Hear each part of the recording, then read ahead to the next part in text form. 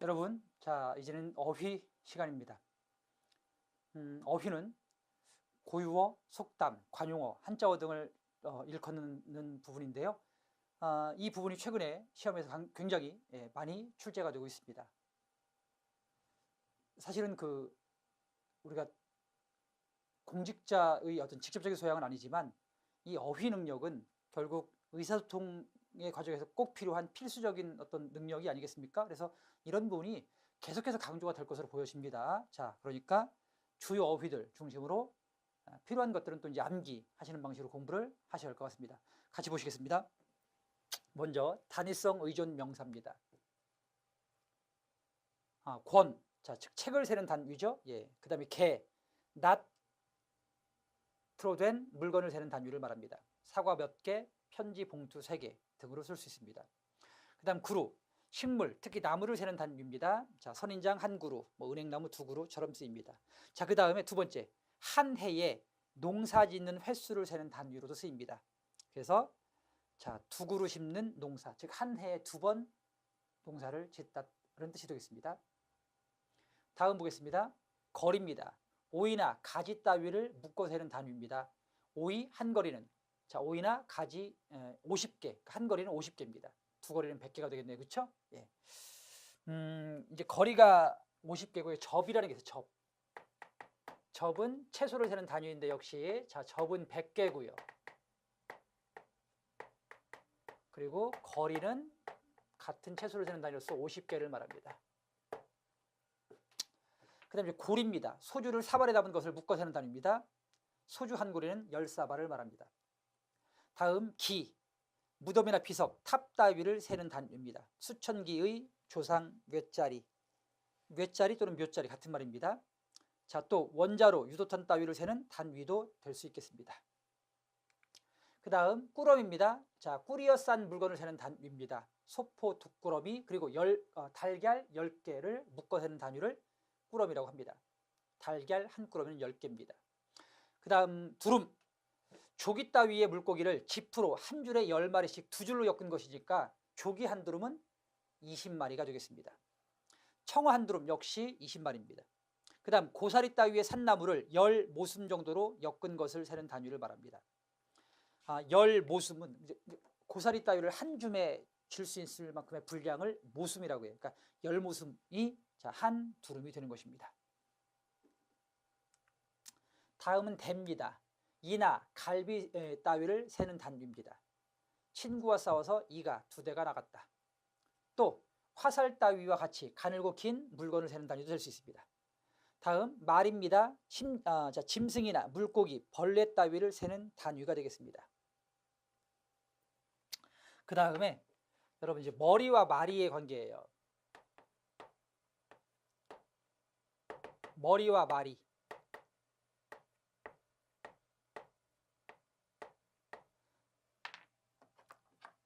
머리에는 음성모음 어가 쓰이고 마리에는 양성모음 아가 쓰이면서 하나는 머리가 되고 하나는 마리가 되죠. 그죠? 이렇게 자, 음성모음이냐 양성모음이냐 하는 이런 음상의 차이가 무엇을 가져왔어요, 여러분? 뜻의 차이를 가져왔죠. 그죠? 즉 음상의 차이가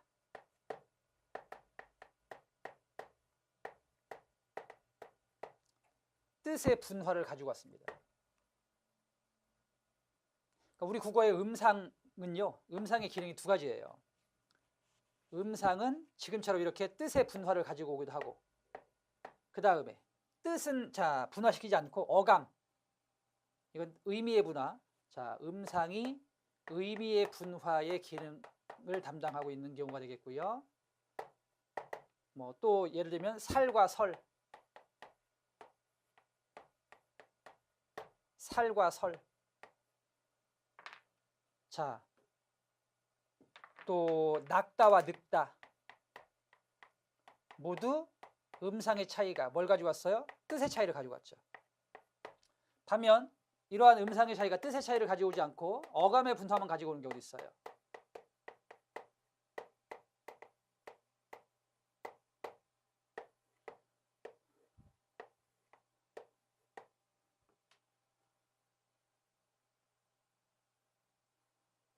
자, 이쪽이 말이, 이쪽이 머리가 돼야 되겠네요. 앞에가 양성, 뒤에가 음성. 말이, 머리. 즉 양성 모음을 쓰느냐, 음성 모음을 쓰느냐가 뜻의 분화를 가져왔다. 이번에는 양성과 음성이 뜻의 분화는 가지고 오지 못하고 의미의 분화만, 음성의 차이가 어감의 분화만 가지고 오는 경우예요. 예를 들면 살랑살랑, 좀 가볍죠? 반면 설렁설렁하면 무겁죠, 그죠?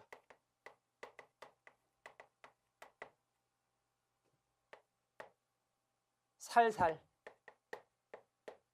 반면 설설.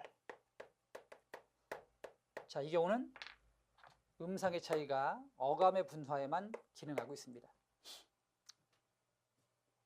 자, 이렇게 말이는 사실은 어디에서 온 것이다, 여러분? 머리에서 온 것이다, 그죠? 네, 머리에서 어가 아로 교체되면서 말이란 말이 생긴 거예요. 즉 원래 한 뿌리였으나 지금은 머리에서 말이로 분화가 된 것이죠. 그 다음 자, 말음입니다. 이 영을 엮어서 말아놓은 단을 세는 단위를 말합니다. 다음 묻입니다. 묻. 생선을 묶어 세는 단위인데요. 생선 10마리를 일컫습니다. 또는 미역을 묶어 세는 단위도 될 수 있습니다. 자, 미역 10장을 한 묻이라고 합니다. 명, 사람이 되겠고요. 발이, 마소의 등에 잔뜩 실은 짐을 세는 단위를 말합니다. 그래서 우리 속담에 인정은 발이로 싣고 가고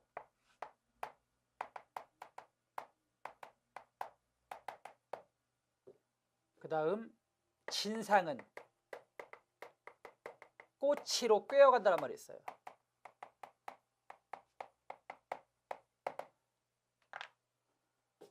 이때 인정은 여기서 이건 사람 사이의 정이 아니라 그때는 지금 뜻이 변한 말입니다. 원래 뇌물이었어요. 지금은 사람 사이의 정으로 바뀌었지만 그래서 인정은 뜻이 변한 말입니다. 즉 뇌물은요, 바치면 자신에게 직접적인 이득이 되죠. 그러니까 많이 바치면 바칠수록 좋아요. 그래서 발이, 즉 마소 등에 잔뜩 싣고 가요. 반면 진상, 임금님께 바치는 진상품은 누가 바쳤는지 알 수가 없지 않습니까? 그렇죠? 그러니까 이거는 뭐야? 그냥 꼬치로 깨서 안 할 수는 없고, 그렇다고 많이 해봐야 그게 뭐 특별히 뭐 여러 곳에서 많이 하니까 표가 안 나니까 진상은 그냥 꼬치를 조금만 꿰어서 간다. 즉 자신에게 직접적인 이득이 되는 것은 크게 하고 직접적인 이득이 안 되는 것은 그냥 작게 흉내만 낸다. 뭐 이런 속담의 뜻입니다. 자, 발이였습니다. 그 다음 벌입니다. 옷을 세는 단위가 되겠죠. 그 다음에 옷이나 그릇 따위가 2개 또는 여러 개가 모여 갖추어진 덩어리를 세기도 합니다. 살입니다. 나이를 세는 단위입니다. 자, 어디서 왔다? 설에서 왔다. 그렇죠. 예. 그러니까 설과 살은 원래 한 단어였으나 지금은 의미가 분화됐다. 무엇 때문에? 음상의 차이 때문에. 다음 섬입니다. 부피의 단위, 곡식, 가루, 액체 따위의 부피를 질 때 씁니다. 벼 한 섬처럼 쓰죠. 그죠? 흔히 가만이라는 말을 쓰거든요. 여러분, 근데 가만이는 일본 말이에요. 그러니까 이 말을 쓰지 않는 것이 바람직하고요. 대신 섬이라는 우리 고유 단위 명사를 쓰시면 좋겠습니다. 손, 조기, 고등어, 배추 따위 한 손은 큰 것 하나, 그러니까 생선 큰 것에다가 작은 것 하나를 이렇게 포개 놓은 것을 말합니다. 결국 한 손은 2마리를 말합니다. 그 다음 쌈입니다. 바늘을 묶어 세는 단위입니다. 한 쌈은 24개입니다. 자, 그 다음 우리, 기와를 세는 단위인데요. 한 우리는 기와 2000장을 말합니다. 장, 무덤을 세는 단위입니다. 자, 무덤을 세는 단위는 장이라고 하기도 하고 이제 기라고 하기도 합니다. 자, 그 다음 죽입니다. 옷, 그릇 따위의 10벌을 묶어 세는 단위입니다. 다음은 접입니다. 앞서 오이 한 거리는 50개였고요. 한 접은 100개라고 말씀드렸습니다. 채소나 과일 100개를 이릅니다. 이 제가 이게 어이제를 씁니다, 여러분. 아이제가 아니라 어이제입니다. 이 어이제, 자, 한약의 분량을 세는 단위입니다. 한약 스무첩을 한 채라고 합니다. 그 다음 채, 집 또는 큰 기구 따위를 세는 단위입니다. 또는 이불을 일컫기도 합니다. 또 가공하지 않은 인삼을 묶어서 세는 단위인데요. 인삼 한 채는 100근을 말합니다. 축, 오징어를 묶어 세는 단위입니다. 오징어 한 축은 20마리입니다. 그 다음 칸, 집의 칸살의 수효, 즉 방 한 칸, 방 두 칸 이렇게 집의 칸을 세는 단위가 되겠습니다. 그리고 이때는 칸으로 적지 간으로 적지 않습니다. 물론 초가 3간, 윗간 이때는 간이지만 그렇지 않고 칸으로 수련하면 칸으로 적습니다. 켤레는 신이나 양말, 버선, 방망이 따위의 단위가 되겠습니다. 쾌, 북어를 묶어 세는 단위인데요. 북어 한 쾌는 20마리를 말합니다. 그 다음 톳, 김을 묶어 세는 단위입니다. 한 톳은 100장입니다. 이렇게 해서 단위 고유명사 말씀드렸고요. 다음은 나이를 나타내는 단위 한자어 같이 보시겠습니다. 충년입니다. 10살 안팎의 어린 나이. 그 다음 지학, 뜻지자 이게 배울 학자인데요. 즉 학문의 뜻을 두는 나이란 뜻입니다. 15살을 일컫습니다. 그 다음 약관입니다. 약관은 남자 나이 20살을 달리 일컫는 말입니다. 공자가 20살에 관례를 한다 에서 나온 말입니다. 약관, 관례를 하는 나이, 즉 20살을 일컫고요. 남자에게만 씁니다. 반면 여자 나이는요 별도로 방년 또는 묘령이란 말로 대신합니다.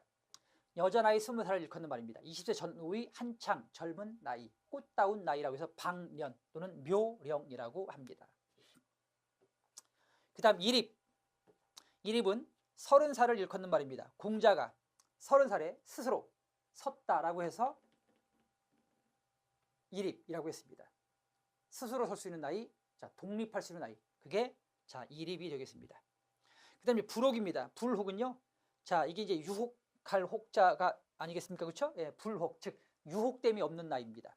그러니까 나이 40살이 되면 세상의 어떤 유혹에도 흔들리지 않는다. 즉 세상 일에 현혹되지 아니함을 뜻합니다. 그 다음 지천명이라고 하는데요. 천명, 즉 하늘의 명을 알 수 있는 나이입니다. 50살, 즉 50살을 달리 일컫는 말로 공자가 50살에 비로소 하늘의 뜻을 알았다 해서 온 말입니다. 이순, 귀 이자, 이게 순할 순자입니다. 그래서 귀가 순하여진다. 즉 60살이 되면 어떤 그러니까 남이 어떤 말을 해도 다 순화시켜 듣는다. 모든 말을 순화시켜서 들을 수 있을 만큼의 어떤 나이, 그게 이제 60의 경지가 되겠습니다. 즉 공자가 60살 때부터 생각하는 것이 원만하여 어떤 일을 들으면 곧 이해가 된다고 한 데서 일컫는 말. 이순이었습니다. 그 다음에 환갑입니다. 60살을 달리 일컫는 말입니다. 환갑, 이게 이제 돌환자입니다.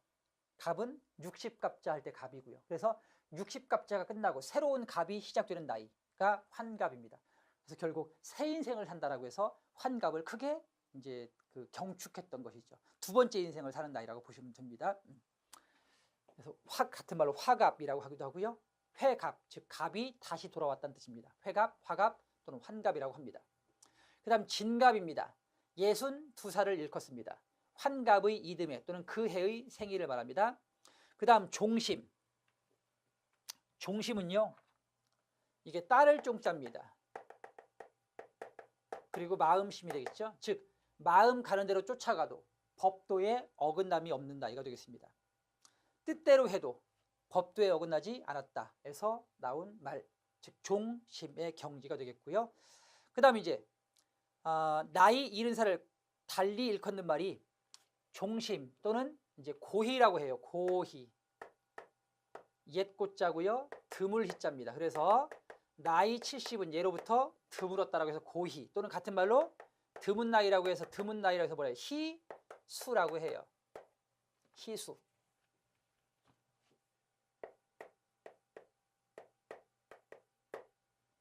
다시 다음 보겠습니다.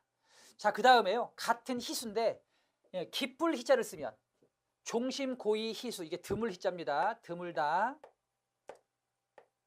드물 희자를 쓰면 몇 살? 70세가 되는 거고요. 같은 희수지만 이게 기쁠 희자입니다. 그래서 기쁠 희자를 쓴 나이는 그때는 77세가 되겠습니다. 그래서 헷갈리지 마세요. 자, 한자를 잘 보셔야 합니다. 드물 희자를 쓰면 드물 희를 쓰면 70세, 기쁠 희자를 쓰면 77세가 되겠습니다. 그 다음 미수입니다. 88살을 일컫는 말입니다. 자, 구순 90살을 달리 일컫는 말입니다. 자, 그리고요 망백이라고 해요. 망백. 망 바란다. 백 즉 일백을 바라보는 나이. 그러니까 91세가 되면 몇 살을 바라봐야 된다? 100살을 바라봐야 하는 나이라고 해서 망백이라고 합니다. 망백 91세. 구순 90세, 망백은 91세가 되겠습니다. 그다음 이제 백수라고 하거든요. 백수는요. 자, 원래 백수는 일백백자를 써요. 그래서 100살의 나이를 뭐라고 한다? 백수라고 하는데 이 백수가 이제 100세가 되겠고요. 그리고 이제 백수에서 이 위에 한이를 빼면 일백백에서 한이를 빼면 뭐가 되냐? 힐백이 되죠. 그리고 힐백이 되면 이제 100에서 하나를 뺐으니까 몇 살이에요? 100 빼기 1은 몇 살? 99세가 되는 겁니다. 그래서 힐백을 쓰면 99세. 100백을 쓰면 백수가 되겠습니다. 그 다음 상수, 백수의 다른 말입니다. 즉 인간이 누릴 수 있는 최상의 수명이란 뜻입니다. 100세의 나이, 가장 많은 나이를 일컫습니다. 자, 그리고 이게 중요해요. 향년이란 말이에요. 향년. 향년은 누릴 향자, 해년자를 쓰는데요. 즉 한평생 살아 누린 나이, 즉 죽을 때의 나이를 달리 일컫습니다. 그러니까 산 사람에게는 절대 쓸 수 없는 말인 거죠. 명심하시기 바랍니다. 이상 나이 관계된 한자어였습니다. 그 다음 세 번째, 날짜를 나타내는 어휘 같이 보시겠습니다. 삭입니다. 삭은 초하룻날을 말합니다. 그 다음 순, 한 달을 셋으로 나눴을 때 열흘을 말합니다. 그래서 삼순구식이라는 말이 있어요. 여러분. 삼순, 즉 삼열흘, 즉 30일에 구, 아홉, 식, 구식, 9끼니만 먹는다. 그러니까 뭐야 여러분? 몹시 어렵다는 뜻이죠. 30일에 9끼니만 먹는다. 삼순구식, 열흘 순자입니다. 그 다음 회는 금음을 말합니다. 음력으로 매월 마지막 날을 말합니다. 념은 20날, 망은 15일, 즉 보름을 뜻합니다. 이상 날짜 어휘였습니다. 다음 이제 바람과 관계된 어휘인데요. 이 바람과 관계된 어휘는 이 방향을 중심으로 알아두시면 좋겠어요. 동서남북. 자, 동서남북 아니겠습니까?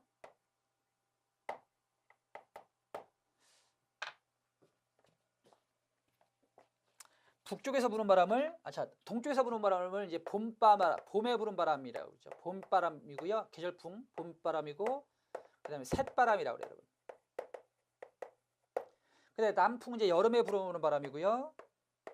그리고 이제 마파람이라고 그래요. 서풍은 가을에 부는 바람이고요. 한이바람이라고 그래요. 북풍은 겨울에 불어오는 바람이겠죠. 그리고 된바람이라고 그래요. 그 다음에 중간에 이제 북동풍이 있죠.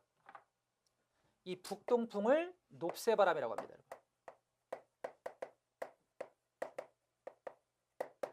이렇게 바람은 방향과 관련지어서 함께 알아두시면 좋겠습니다. 갈바람, 가을바람의 준말입니다. 자, 서풍을 일컫습니다. 다른 말로 한이바람이라고 합니다. 그 다음 된바람, 매섭게 부는 바람입니다. 북풍, 즉 겨울바람을 일컫는 말입니다. 높바람 또는 된바람이라고도 합니다. 맞바람, 남풍을 일컫는 말입니다. 같은 말로 앞바람이라고도 합니다. 쇳바람, 동풍을 일컫는 말입니다. 그 다음 한이바람, 서쪽에서 불어오는 바람을 뜻하는 말입니다. 자, 그 다음 이번에는 시험에 자주 기출됐던 고유 어휘들 함께 보시겠습니다. 간합산이, 쓸데없는 말을 짓거리기 좋아하는 수다스러운 사람. 또는 말다툼을 잘 하는 사람입니다. 가름하다, 쪼개거나 나누어 따로따로 되게 하다. 자, 그 다음에 이제 그래서 이제 가름은 이렇게 따로따로 되게 하다, 쪼개다 나누다 이런 뜻이고요. 가름. 갈음이 있잖아요, 그죠? 갈음은 대신하다, 대체하다 이런 뜻이에요. 가름은 쪼개다 나누다의 뜻이고요. 대신하다. 그래서 예를 들면 새 책상으로 가름하였다, 이렇게 쓸 수 있습니다.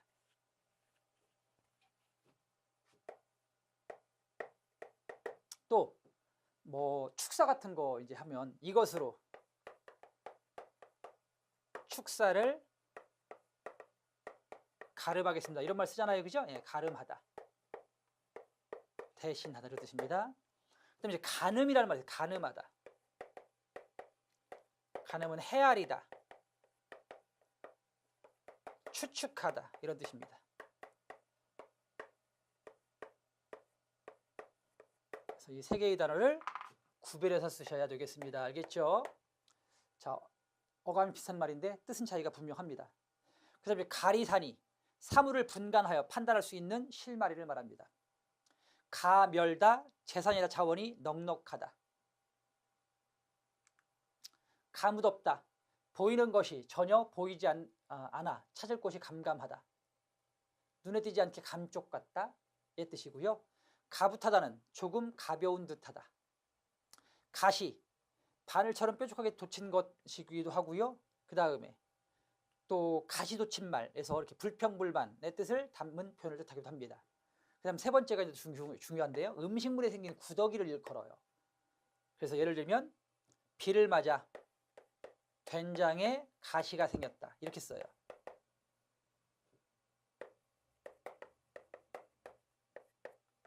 그럼 이때 가시는 뭐가 된다?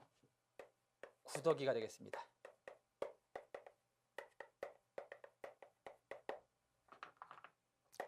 그 다음 각다귀, 남의 것을 뜯어먹고 사는 사람을 비유적으로 일컫는 말입니다.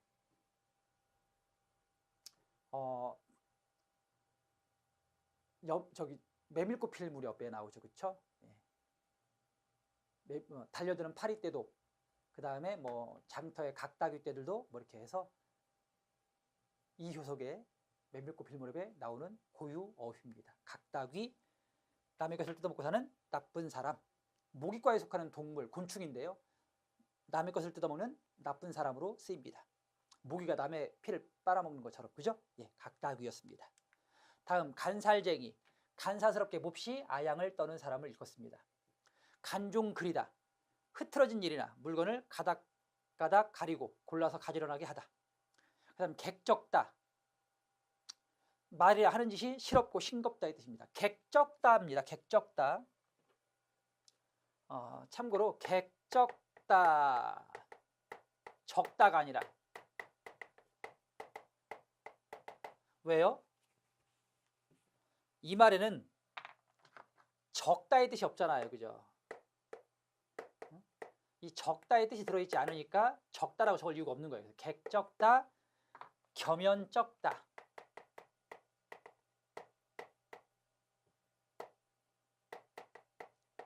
또 멋쩍다처럼 쓰시면 돼요. 모두 적다의 뜻이 없습니다. 그런데요, 반면 맛적답니다. 왜? 이건 맛이 실제 없는 거거든요. 적다의 뜻이 있을 때는 맛적다. 나머지 겸연쩍다, 또는 객적다 했을 때는 쩍을 씁니다. 다음 보시겠습니다. 걱실걱실하다, 성질이 너그러워 말과 행동을 시원스럽게 하다. 그 다음 격금내기, 서로 번갈아 하기. 그 다음 이제 고래실론이라고 있습니다. 즉 바닥이 깊고 물길이 좋아 기름진 논을 말합니다. 그 다음 고삭부리, 음식을 많이 먹지 못하는 사람 또는 몸이 약한 사람을 일컫습니다. 곰바지런하다, 일하는 것이 시원시원하지는 못하지만 꼼꼼하고 바지런하다, 좋은 말입니다. 그 다음 곰삭다, 자, 옷따위가 오래돼서 질이 약해지다 또는 젓갈 따위가 오래돼서 푹 삭다. 그래서 이제 두 사람 사이가 오래돼서 스스럼 없이 가까워지다 이 뜻도 있습니다. 그 다음 곰살궂다. 태도나 성질이 부드럽고 친절하다. 꼼꼼하고 자세하다가 되겠고요. 그 다음 궁도련님. 부유한 집에서 자라나 세상의 어려운 일을 잘 모르는 사람을 일컫습니다.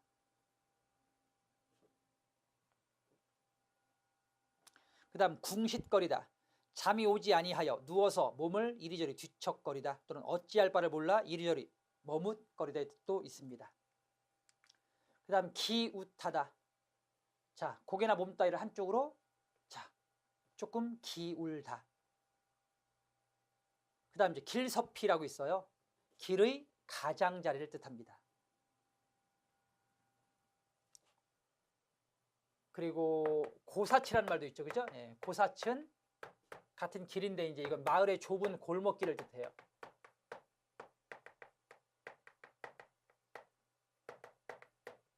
길섭은 길의 가장자리, 즉 길섭에 코스모스가 피어 있다 이렇게 쓸 수 있습니다.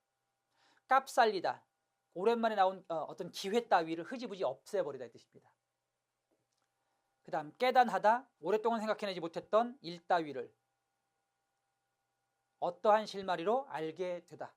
그게 깨단하답니다. 끌끌하다. 마음이 맑고 바르고 깨끗하다. 낯가리. 받침 조심하셔야 됩니다. 디귿 받침 씁니다. 나무, 집 따위를 쌓은 더미를 말합니다. 남우세. 남에게 비웃음과 놀림을 받게 되는 그 모양새, 그게 남우세입니다. 그래서 남우세스럽다 또는 남새스럽다 같은 말입니다.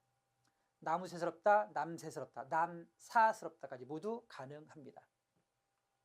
노루매기 참 좋은 말입니다. 지금 이제 그 김영란법이라고 하죠, 그죠? 예, 부정 청탁 방지법인가요? 예, 그래서 이제 각자 이제 돈을 내잖아, 그렇죠? 그걸 이제 각출이라고 하는데 각출 또는 객출, 그 이제 한자 오고 또 영어로 이제 더치페이라고 하잖아, 그렇죠? 그런 말보다는 순 우리말인 노루매기가 참 좋습니다. 즉 여러 못으로 갈라 나누는 것을 말합니다. 그다음 노루목, 노루가 자주 다니는 길목을 말합니다. 넓은 틀에서 다른 곳으로 이어지는 좁은 지역을 말하고요. 참고로 이제 노루가 나왔으니까 노루잠이라는 게 있어요. 노루는 약한 동물이기 때문에 항상 그 맹수의 습격에 대비해야 돼서 선체로 잠을 잡니다. 그래서 깊이 잠을 들지 못하겠죠. 깊이 자지 못하는 잠을 노루잠이라고 합니다. 그 다음에 다문, 시간적으로 잦지 아니하고 좀 드문 모양을 말합니다. 그 다음 다붓하다, 매우 가깝게 붙어있다 또는 조용하고 호젓하다가 되겠습니다. 달막거리다, 가벼운 물체 따위가 작고 들렸다 내려앉았다다. 달막, 들렸다 내려앉았다, 달막거리다. 또 어깨나 엉덩이 따위가 작고 가볍게 들렸다 내려앉았답니다. 달막거리다. 그러니까 예를 들면 난로 위에 올려놓은 주전자 뚜껑이 자꾸 달막거렸다, 올라왔다 내려왔다, 이렇게, 그죠?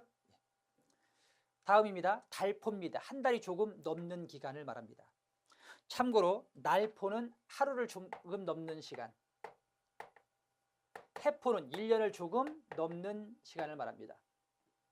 대갈마치, 온갖 어려운 일을 겪어서 아주 야무진 사람을 일컫습니다. 대궁, 먹다가 남긴 밥입니다. 반면 숯밥이라고 있어요. 숯밥, 손대지 않은 깨끗한 밥은 숯밥, 먹다가 남긴 밥은 대궁. 그 다음 대끼다, 어떤 일에 많이 시달리다. 대수로이, 대수롭지 않게 여기다란 말 있잖아요, 그렇죠? 예, 그래서 중요하게 여길 만하다는 뜻입니다. 그럼 대수롭지 않다는 중요하게 여기지 않다의 뜻이 되겠죠, 그죠? 대수로이, 중요하게. 그 다음 대추방망이, 단단하고 야무지거나 표독스럽게 생긴 사람을 일컫습니다. 던적스럽다, 하는 짓이 보기에 매우 치사할 정도로 더러운 데가 있다. 그 다음 대면, 사람을 대하는 태도가 친밀감이 없이 그냥 예사로운 모양. 대면 대하다. 그 다음 대생기다. 생민세나 됨됨이가 완전하게 이루어지지 못하여 못나게 생기다. 도저하다. 학식이나 생각이 매우 깊다. 그 다음 되알지다. 힘주는 맛이나 억짓손이 몹시 세다. 또는 힘에 겨워 벅차다. 몹시 옳차고 야무지다. 애가 참 되알지다. 뭐 이렇게 쓸 수 있겠습니다. 두루치기. 두루 미치거나 두루 해당함. 즉 여러 것을 두루 잘함의 뜻입니다. 그래서 팔방미인이라고 하죠. 그죠? 두루치기, 팔방미인. 여러 것에 능통함. 능소능란. 팔방미인. 능소능란. 능수능란이죠. 죄송합니다. 능수능란이 되겠습니다. 자, 두억신이 모질고 살아온 귀신의 하나입니다. 역시 메밀꽃필무렵에 나오는 말입니다. 그 다음 둔덕, 가운데가 솟아서 불룩하게 생긴 언덕이고요. 그 다음에 둔치라고 있습니다. 둔치, 같은 말입니다. 둔치. 그래서 한강, 둔치, 한강, 둔덕 이렇게 말씀하시면 됩니다. 고수부지란 말 많이 쓰잖아요. 그죠? 고수부지는 일본식 한자어니까 이 말은 쓰시면 안 되고요. 둔치 또는 둔덕이란 말로 바꿔 쓰시면 되겠습니다. 다음 모돌이, 빈틈없이 아주 야무진 사람을 일컫습니다. 몽따다, 알고 있으면서 일부러 모르는 채 하다. 그 다음 문열이, 어미 배의 문을 가장 먼저 열고 나온 새끼. 그래서 문자, 어미 배의 문을 열고 나왔다 해서 문열인데 이게 소리가 변해서 문열이가 된 거예요. 그래서 첫 새끼를 말하고요. 자, 그렇기 때문에 좀 행동이나 말이 모자란 사람을 비유적으로 일컫습니다. 미쁘다, 믿음성이 있다의 뜻입니다. 그 다음 바람만 바라 보일 만한 정도로 뒤에 떨어져서 따라가는 모양을 일컫습니다. 바야흐로, 이제 한창, 지금 바로 라는 뜻입니다. 다음 버름하다, 물건의 틈이 꼭 맞지 않고 조금 벌어져 있다.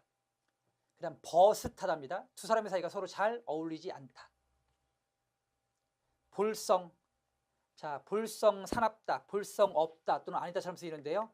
남에게 보이는 체면이나 태도를 뜻합니다. 그 다음 자, 불뚝하다, 무뚝뚝한 성미로 갑자기 성을 내다의 뜻이 되겠습니다. 불초, 자, 아버지를 닮지 않았다는 뜻으로 못나고 어리석은 사람을 일컫습니다. 자, 그 다음 비나리치다, 아첨을 해가며 환심을 사다. 사위스럽다는요, 마음에 불길한 느낌이 들고 꺼림칙하다가 되겠습니다. 그 다음 자, 상고대란 말이 있습니다. 나무나 풀에 내려 눈처럼 된 설이, 즉 이제 태백산 상고대라고 하거든요. 11월 정도 되면 새벽에 이제 서리가 들어가지고 눈처럼 쫙 이렇게 그 아름다운 풍경을 만들어냅니다. 그게 이제 태백산 상고대였습니다. 새살거리다, 셀셀 웃으면서 재밌게 자꾸 짓거리다가 되겠습니다. 자, 그 다음 생때 같아, 이 말 굉장히 중요하죠. 생때 같다, 즉 아무 탈 없이 멀쩡하다, 튼튼하다의 뜻이 되겠습니다. 그 다음에 생때가 있고 어이때가 있잖아요. 그죠? 예, 생때, 이건 이제 그 생때 부리다, 억지를 쓰다, 그죠? 예. 때를 쓰다, 이때는 그죠? 이건 생때가 되겠고요. 억지때. 그 다음에 아이때는 아무 탈 없이 멀쩡하다, 튼튼하다, 건강하다의 뜻입니다. 소술하다, 으스스하고 씁쓸하다. 속손톱, 손톱의 뿌리 쪽에 있는 반달 모양의 하얀 부분을 말합니다. 속손톱. 그 다음 쇠락하다, 기분이나 몸이 상쾌하고 깨끗하다가 되겠습니다. 자, 수쩍다, 순박하고 진실하다. 슬겁다, 마음이 너그럽고 미덥다.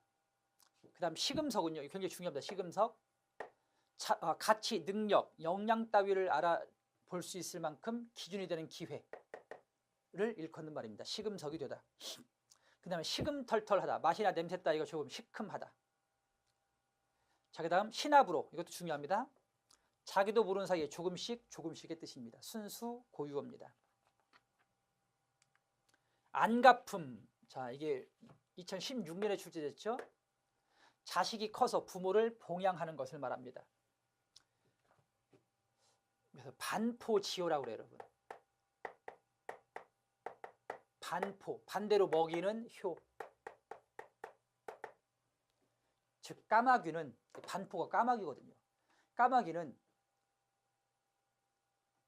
그 새끼 때는 어미가 이제 먹이를 물어다 새끼를 키우지 않습니까? 근데 그 새끼가 자라고 어미가 늙으면 그 새끼가 반대로 먹이를 물어다가 어미에게 먹입니다. 그래서 반대로 먹인다. 그래서 반포. 즉 부모가 베풀어 주신 은혜를 커서 갚는다. 그게 안갚음이고요. 반면 이제 안갚음은 이제 복수라고 하죠. 되갚아준다. 원수를 되갚다. 복수.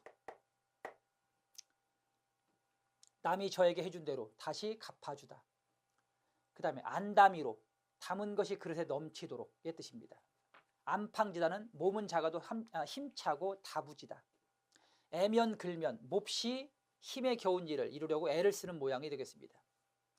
그 다음 어르다, 어린아이를 달래거나 기쁘게 해주다. 또 사람이나 짐승을 놀리며 장난하다가 되겠습니다. 그 다음 얼금뱅이. 자, 얼굴이 이제 이렇게 그 곰보라고 하죠. 이렇게 곰보 자국, 이렇게 들어간 자국이 있을 때 그걸 이제 얼금뱅이라고 합니다. 여반장, 여는 같다의 뜻이고요. 반장, 반대로 장은 손바닥입니다. 손바닥을 뒤집는 것과 같다. 알겠습니까, 여러분? 즉 반,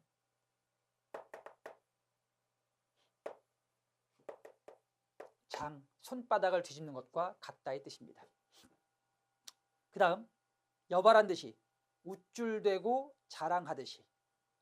여북하다, 정도가 매우 심하거나 상황이 좋지 않다. 오롯이는 모자람이 없이 온전하게. 자, 윤똑똑이도 중요합니다. 자기만 혼자 잘나고 영악한 체 하는 사람을 일컫습니다. 그 다음 음전하다, 말이나 행동이 몹시 곱고 얌전하고 점잖다의 뜻이 되겠습니다. 자분자분, 좀스럽게 짓궂은 말이나 행동 따위로 자꾸 남을 귀찮게 하다. 또는 음식에 모래 따위가 자꾸 씹히는 모양을 뜻하기도 합니다. 자부락거리다, 가만히 있는 사람을 실없이 자꾸 귀찮게 하다. 그 다음 잔망스럽다, 보기에 몹시 약하고 가냘픈 데가 있다. 자, 얄밉도록 맹랑한 데가 있다 이 뜻입니다. 저어하다, 염려하거나 두려워하다. 그 다음 짐짓, 마음으로는 그렇지 않으나 일부러 그렇게의 뜻이 되겠습니다. 자, 그 다음 이제 짜장, 이게 이제 김유정의 봄봄에 또는 동백꽃에 나오는 어휘인데요. 과연, 정말로의 뜻입니다. 그 다음 채마, 먹을거리나 입을거리로 심어서 가꾸는 식물을 말하고요. 책상 물림, 책상 앞에서 앉아 글 공부만 하여 세상 물정을 잘 모르는 사람을 말합니다. 같은 말로 백면서생이라고 그래요. 백면, 얼굴이 하얗습니다. 왜? 뭐에서? 책만 읽어서요. 책만 읽어 얼굴이 하얀 선비, 즉 백면서생, 같은 말로 책상 물림이 되겠습니다. 그 다음 청명관이 또는 청맹관인데요. 사리에 박지 못하여 눈을 뜨고도 사물을 제대로 분간하지 못하는 사람을 일컫습니다. 칠칠하다도 중요합니다. 주접이 들지 아니하고 깨끗하고 단정하다, 또는 성질이나 일처리가 반듯하다라는 뜻이니까 결국 우리가 이걸 나쁜 말로 쓸 때는 어떻게 돼요? 칠칠하지 못하다 또는 칠칠하지 않다처럼 써야 맞습니다. 보통 이제 칠칠 맞다라고 쓰는데요. 잘못 쓰고 있는 거죠. 그 다음에 이제 타끈스럽다, 치사하고 인색하다. 투미하다는 어리석고 둔하다가 되겠습니다. 그 다음 표변하다, 허물을 고쳐 말과 행동이 뚜렷이 달라지다. 마음이 바뀌다, 달라지다, 표변하다. 푼푼하다, 모자람이 없이 넉넉하다가 되겠고요. 함초롬하다, 요거는 이제 정지용의 향수에 나오는 어휘인데, 젖거나 서려있는 모습이 가지런하고 차분하다의 뜻이 되겠습니다. 그 다음에 해걸음, 해가 서쪽으로 넘어갈 때를 말합니다. 일모 또는 해름이라고 합니다. 해미, 바다 위에 낀 짙은 안개인데요. 같은 말로 해무라고도 합니다. 하다한 게 해무 또는 해미. 그 다음 흰소리, 터무니없이 자랑으로 떠벌리거나 거드럭거리며 허풍을 떠는 말을 말합니다.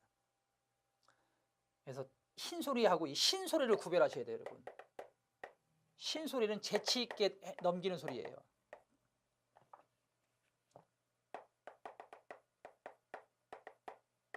그래서 이건 나쁜 말이 아니에요, 신소리는. 자, 반면 흰소리는 나쁜 말입니다.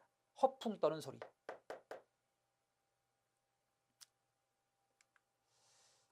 자, 이렇게 해서 이제 고유어까지 했고요. 다음 이제 관용편과 속담입니다.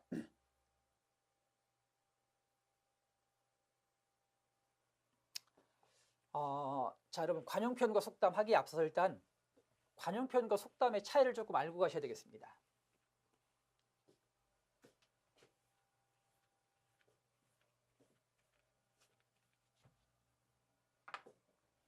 공통점과 차이점이 있어요. 관용어와 속담입니다.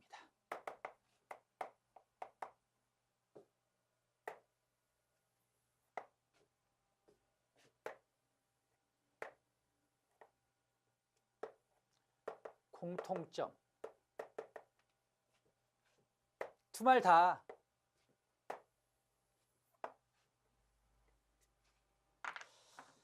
둘 이상의 단어가 모여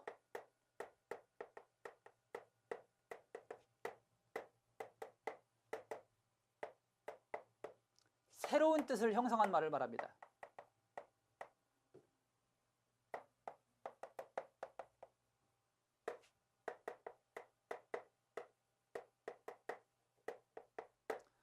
자, 그런데요, 차이점이 또 명백하게 있어요.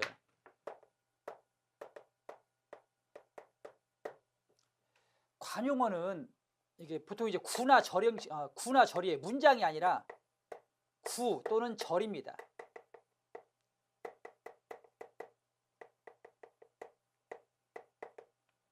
반면 속담이 이제 완성된 문장이에요. 언어 형식 자체가 다르다. 그 다음에 두 번째는요, 관용 표현은 교훈성과 풍자성을 띠지 않아요. 교훈성이 없고 풍자성이 없죠. 그런데 속담은 분명히 교훈성과 풍자성을 지닌 말입니다.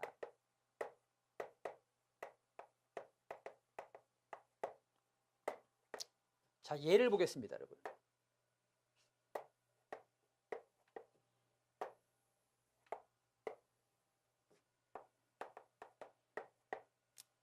관용어입니다. 자, 발이 넓다. 이렇게 절 형식이죠, 절. 완성된 문장은 아니에요. 혼자서 못 써요. 그죠? 예, 그 다음에 이제 교훈성도 없고 풍자성도 없죠. 미역국을 먹다.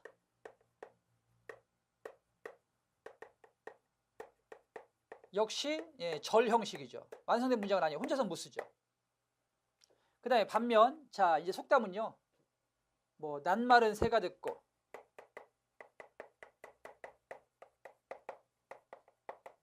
반말은 쥐가 듣는다. 이러면 완성된 문장 형식이죠.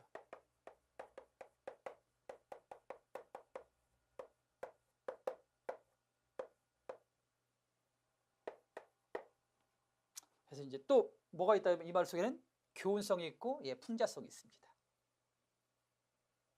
그 다음에 이제 이 관용어에서요, 만약 실제 발이 넓다라는 뜻을 쓰이면 그때는 관용어가 아닙니다. 마찬가지로 미역국을 먹다가 실제 생일이어서 미역국을 먹었다, 그러니까 그 단어 그때 그 의미로 쓰이게 되면 그때는 관용 표현이 아닌 거예요. 그러니까 새로운 뜻을 형성했을 때만 뭐가 된다? 관용 표현이 되는 것입니다. 이상 관용어와 속담의 차이부터 먼저 설명드렸습니다. 공통점과 차이점 살펴봤고요. 그 다음에 이제 본격적인 그 관용어와 속담은요, 다음 시간에 구체적인 예문 가지고 다시 설명드리도록 하겠습니다. 자, 이번 시간은 여기서 마치겠습니다. 여러분 수고하셨습니다.